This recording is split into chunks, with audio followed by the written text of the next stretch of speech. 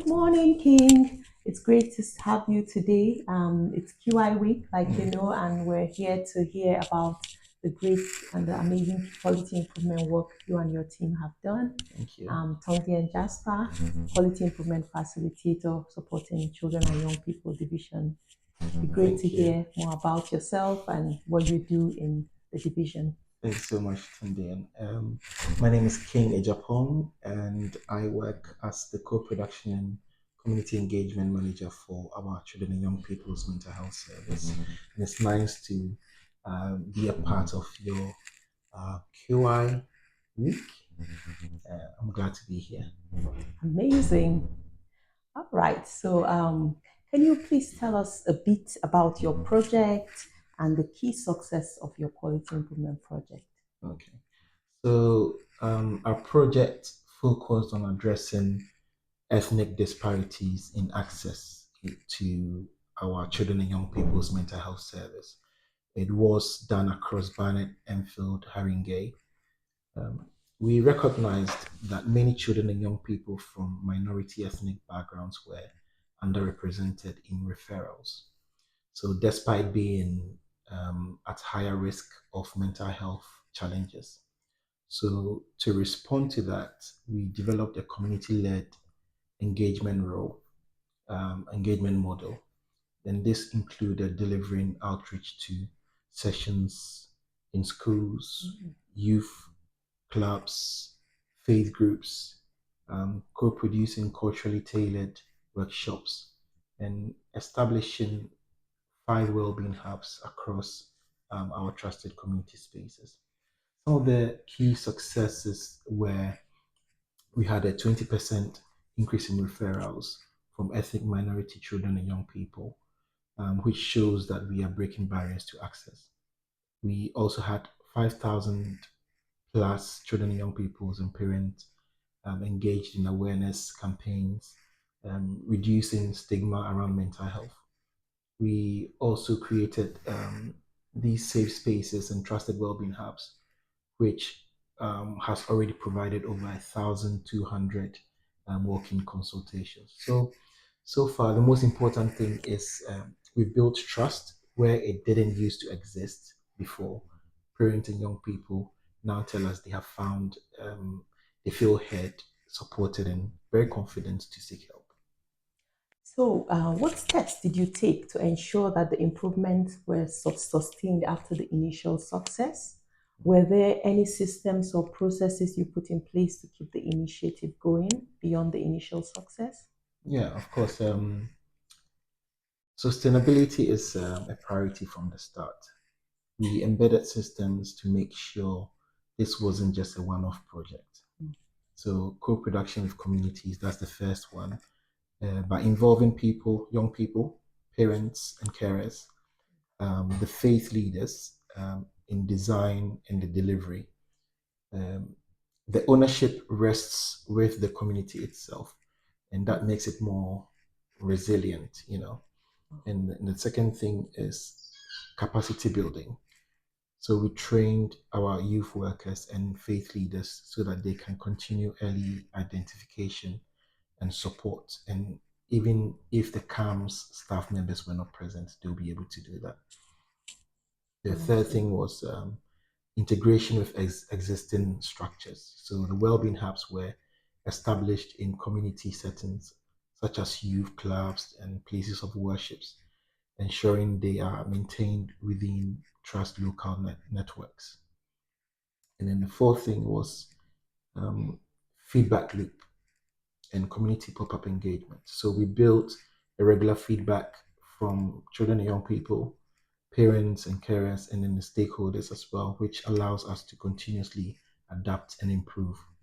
So by embedding that form of training, that community partnership, and continuous feedback, we've ensured the initiative isn't dependent on a single team, but also becomes part of the wider ecosystem.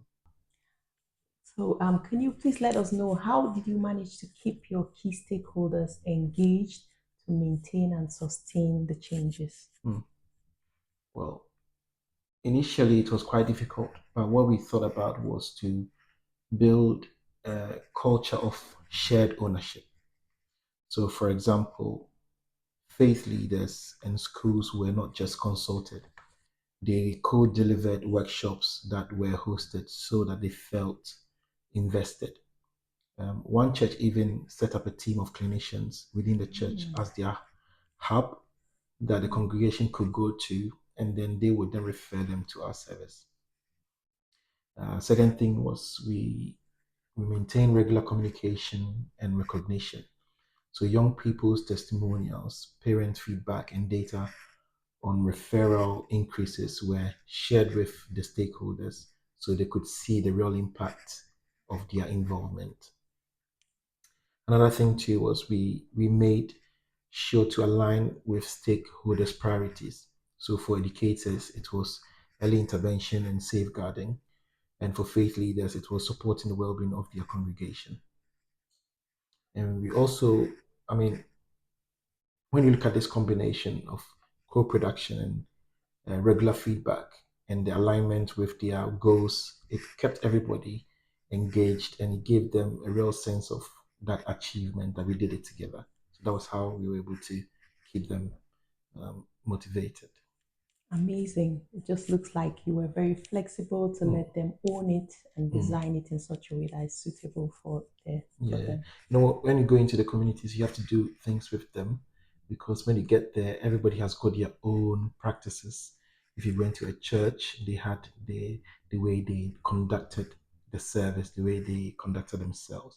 If you went to a mosque, they had a different way of conducting it. So you would have to tailor your thing to their culture and how you sort of put it out there. Amazing. Yeah. Thank you so much. Mm, mm, So, King, if another team wanted to replicate your success or mm. another trust, what tips would you give them about sustainability, Ah, sustaining improvement? yeah. So I think my key advice would be first of all, start with co production. Involve young people, parents and carers, and the community leaders from the very beginning. And because that ensures cultural relevance and trust. The second thing I would say is that build capacity, don't just deliver services. So you have to train your educators, you have to train your faith leaders, train the community champions so that the work continues beyond your team. So, as we have left the church, for instance, currently what I'm working on is a handbook for a first aid handbook for our faith leaders so that they can spot early signs, so that it is easy for us to give them that early intervention that they require. Number three, I would say, is use data and stories together. We had our young people who told their stories to members of the church and the community. It gave them some form of hope. So, what you want to do is to use quantitative data, it shows progress, but the real life stories or the real life testimonials motivate the stakeholders and it breaks the stigma. Um, you also want to embed into existing structures. So whether it's the school, whether it's the faith centers or the youth hubs, sustainability comes from working within the trusted community spaces rather than creating a parallel system. So, but then my final word is going to be that ultimately success is less about launching a new service and it's more about building a long-term partnership with the community. That's what I was saying. Wow, that's really amazing. Thank you so much for sharing all of these insights with us Mhm. today. We really appreciate that. Thank you Please so thank much, and you. thank you for having me. Thank Thank you. you.